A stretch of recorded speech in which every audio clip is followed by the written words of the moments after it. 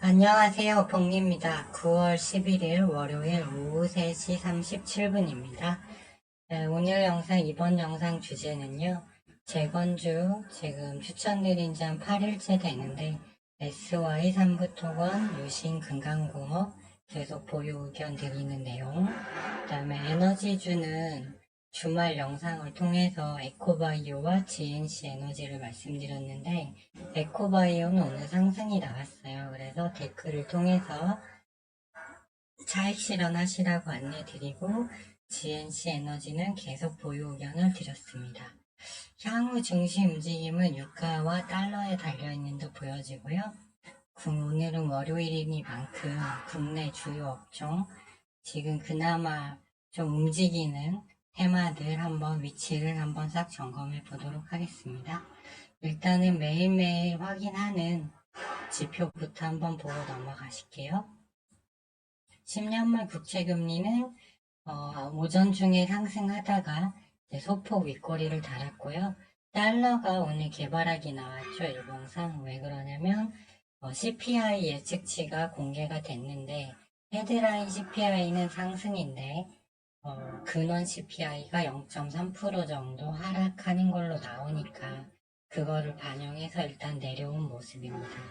다만 목요일날 유럽중앙은행이 기준금리를 추가 인상하면 또 달러 움직임은 달라질 수 있거든요. 그렇기 때문에 일단은 이번 수요일은 CPI에 따른 충격이 있지는 않을 걸로 보여집니다. 일단 왜 그러냐면 헤드라인은 올랐지만 근원이 0.3% 떨어졌는 걸로 나왔기 때문이에요. 만일 근원이 예측치와 다르게 3.7에서 3.5 정도로 내려왔는데 헤드라인이 더 올라가는 그런 흐름이 나온다면 모를까?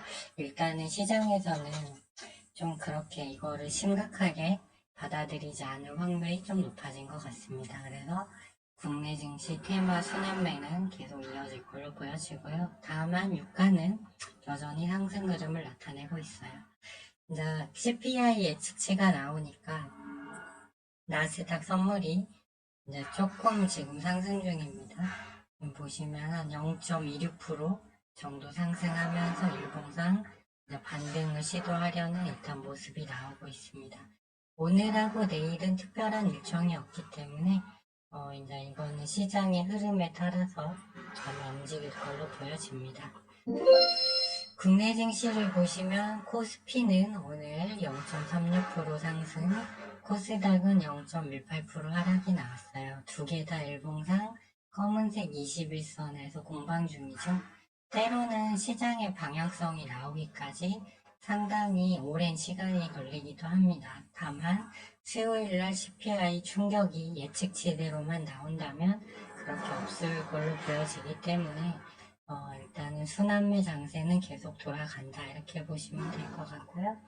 다만 이제 국내 주식 같은 경우는 선물 시장이 아직 이 깨진 추세 라인을 회복하지 못했고, 그 다음에 업종 차트를 보시면 코스닥 같은 경우는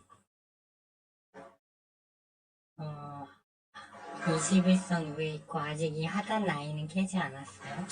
그리고 코스피는 아직 이 하단 라인을 깬 이후에 회복을 아직 못하고 있어요. 21선이 누워있고 이 추세대로 회복하지 못해서 시총 상위주들이 약세다 이렇게 보시면 될 것 같습니다. 이제 오늘은 월요일이니만큼 이제 시황 관련 내용은 설명을 드렸으니까 업종을 한번 볼게요. 먼저 삼성전자 같은 경우 여기서 5일선 지지는 하고 있습니다. 일단은 하지만 위로 그동안 쌓아놓은 매물대가 매우 많고요. SK하이닉스는 21선 깨진 다음에 소폭 반등이 나왔어요 오늘. 하지만 수급이 개선된 흐름은 아닌 것 같습니다. 그리고 중국에서 일단 반도체 수율은 떨어지지만 반도체를 자체에 7나노를 생산했다는 것은 향후에 우리나라 반도체 산업에 좀 큰 위협이 되지 않을까 이런 생각을 했습니다. 한미반도체, 하나마이크론, 그 다음에 주성 엔지니어링 반도체 상위주들은 모두 오늘 하락이 나왔습니다. 반도체 몇 종목은 반등을 했지만 거래량이 실리지 않아서 여전히 좋게 보지 않고 있고요. 한동훈 관련주 노을 대표주죠. 한동씨 지지율이 12% 정도 나오나봐요. 그래서 일봉상 과열은 떠 있는데 84.64 RSI가 들어왔습니다. 그래서 여기서 이제 좀 더 올라가면 21선화 이격이 너무 커서 보유자 영역으로 보고 있고요. 그 다음에 2차 전지는 좀 좋지 않아요. 에코프로 계속 내려가고 있고, 에코프로민. 에코프로도 21선을 이탈해서 오늘은 이제 61선도 깨졌죠. 그렇기 때문에 좋지 않아요. 대신에 그 밑에 반도체주 포스코 DX 같은 경우는 좀 버텨주는 흐름이지만 얘도 이격도가 너무 커져서 과열이 들어왔다. 그래서 좋지 않아 보입니다. 오늘 전선 관련주가 일부 반등을 줬어요. HD, 현대, 일렉트로닉. 그런데 이게 21선 이평이 꺾여 있죠. 내가 과다 낙폭에 따른 반등 정도로 이해하고 LS전선 아시아 같은 경우는 완전히 21선을 계속 내려왔잖아요.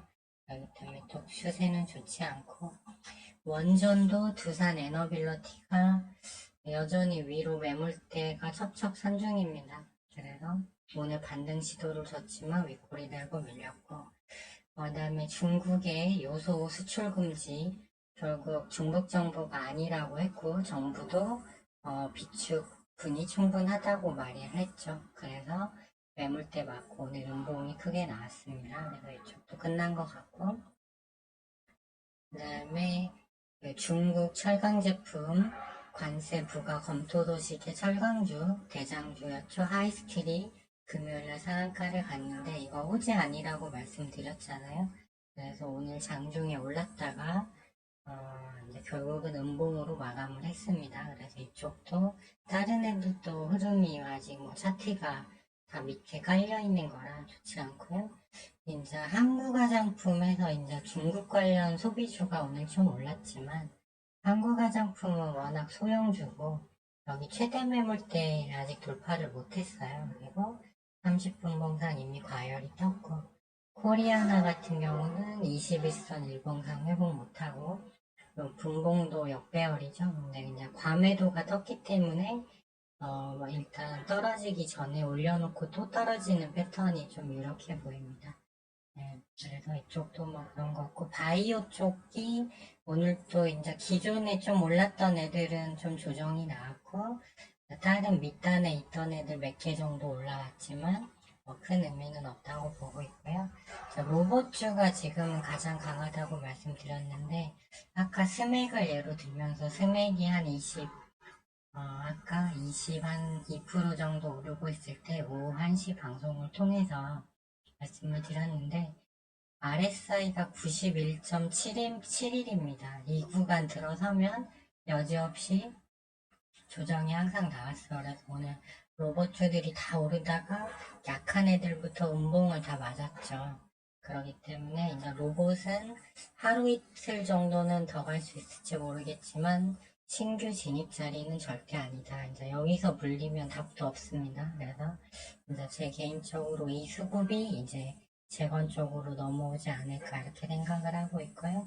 밑에 인공지능 자율주행, 자율주행 대장주 현대오토에버는 거래량 없이 올라가는 애인데 얘도 88입니다. RSI가. 그렇기 때문에 로봇이 밀리면 다 같이 내려오니까 나중에 저점을 충분히 조정받을 때까지 기다려야 되는 구간이지 새로 사야 되는 것 같진 않아요. 그리고 신규 상장주들 일부 움직였지만 이쪽도 힘이 빠지는 모습이고요. 그 다음에 이제 에코바이오 같은 경우는 주말에 시초가에 에코바이오하고 GNC 에너지는 비중 10%씩 진입하고 오래 가져가도 된다. 왜냐면 유가가 제 생각에 100불 정도는 가줄 걸로 보고 있어요.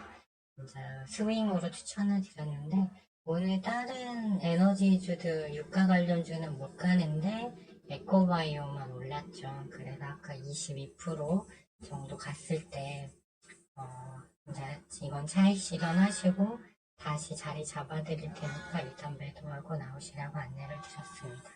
그리고 이제 저희가 계속 가져가고 있는 재건주를 보시면 SY는 오늘 프로그램이 한 30만 주 정도 들어왔고요.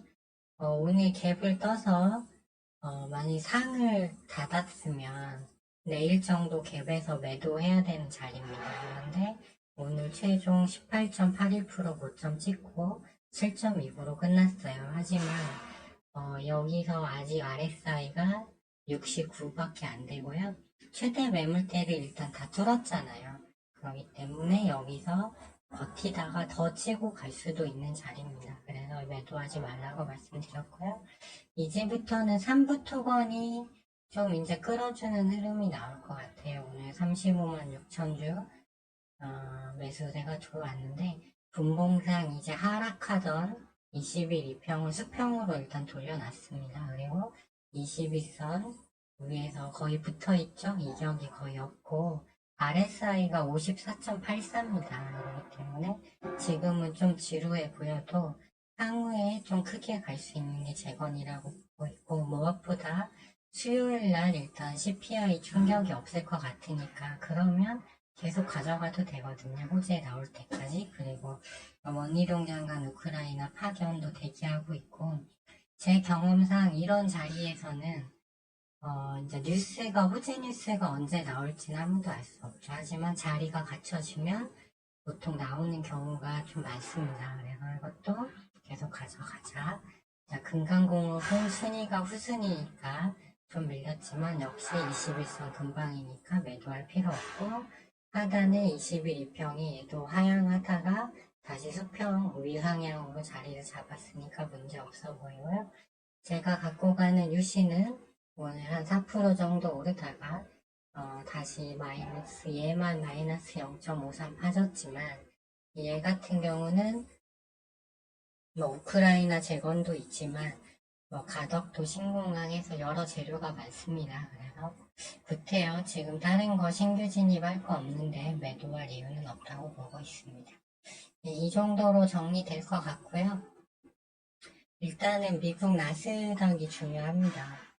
나스닥이 어떻게 되냐가 중요한데 일단은 제가 봤을 때 저는 이제 수요일날 CPI 충격으로 좀 시장이 많이 빠지지 않을까 예상했는데 근원 CPI가 의외로 많이 하락한 걸로 예측치가 나왔기 때문에 아마 이제 여기서 바로 깨고 내려가기보다는 이 검은색으로 칠해놓은 이 박스권에서 움직일 확률이 높아진 것 같아요. 이렇게 되면 박스권 하단에 오면 사고 박스권 상단이 되면 파는 게 맞는데 다만 국내 증시는 이미 시총 상위주들이 약세 흐름을 가져가면서 테마 순환매 중소형주 테마 장세가 돼버렸거든요. 그렇기 때문에 이 하단 라인만 깨지 않으면 굳이 재건주를 매도할 필요는 없다. 계속 좀 길게 가져갈 수 있는 상황이 된다. 이렇게 보여지고요. 이제 이번 9월 CPI가 잘 넘어가면 다시 공이 10월로 넘어가겠죠. 근데 그 사이에 이제 핵심은 유가입니다. 그렇기 때문에 이제 유가가 계속 올라가면서 달러를 데리고 위로 올라가면 그때는 10월 CPI 다시 확인하기 전이더라도 슬금슬금 시장은 다시 내려오지 않을까 싶어요. 그래서 방향성 확인을 위한 시간이 조금 딜레이 되었다, 늦춰졌다 이 정도로 이해하시고 대응하면 될 것 같습니다. 꼭 이게 바로 안 내려오는 게 나쁜 것만은 아닌데요. 그러면 테마 장세가 되니까 자리가 오는 정말 좋은 자리의 종목을 매매할 수도 있잖아요. 그렇기 때문에 상황에 맞게 대응하는 게 중요하다고 보여집니다. 오늘 장도 모두 수고 많으셨고요. 저는 다시 내일 영상을 가지고 찾아뵙도록 하겠습니다. 도움이 되셨다면 좋아요와 구독 신청 그리고 댓글도 많이 부탁드립니다.